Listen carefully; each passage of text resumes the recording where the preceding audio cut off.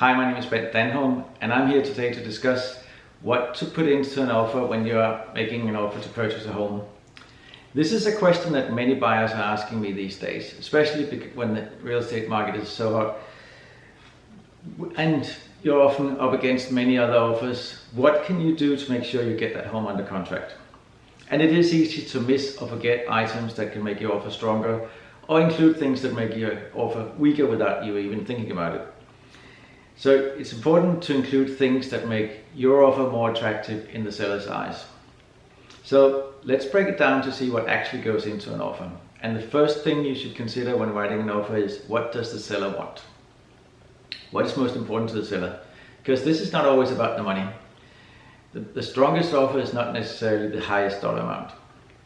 There are many terms in an offer, such as how long are you going to take to close, how long is your inspection period, do you have an appraisal contingency, and if you do, are you willing to cover a gap if there is an appraisal gap, how much are you putting in for escrow money, the first deposit you put in once everybody has agreed on the terms, and are you asking the seller for any concessions such as seller paid closing costs.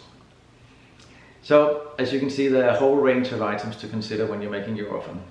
And you have to consider it obviously from your own perspective, but also from the seller's perspective. So you need to make it as attractive for the seller as possible.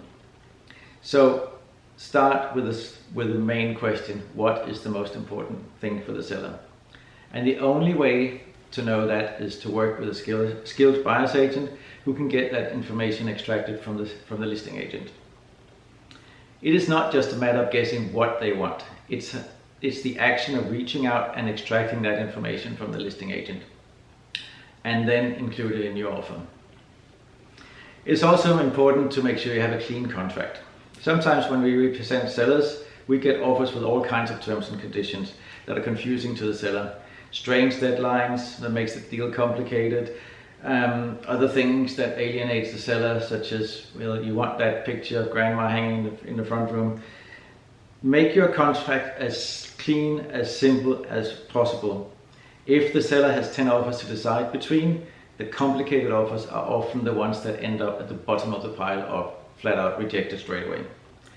So make sure you understand what the seller wants and when they want to move, what is most important to them. Is the earnest money amount important? Is a quick close important or a long close important to them? Are they looking for a short inspection period? Are they looking for you to be able to cover a certain appraisal gap, because in this market appraisals are often running behind actual sales values? All these things need to be considered. And of course, when you submit your offer, make sure you include your pre-qualification letter and or proof of funds.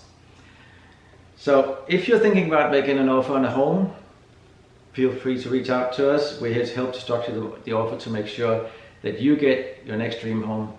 Thank you for watching.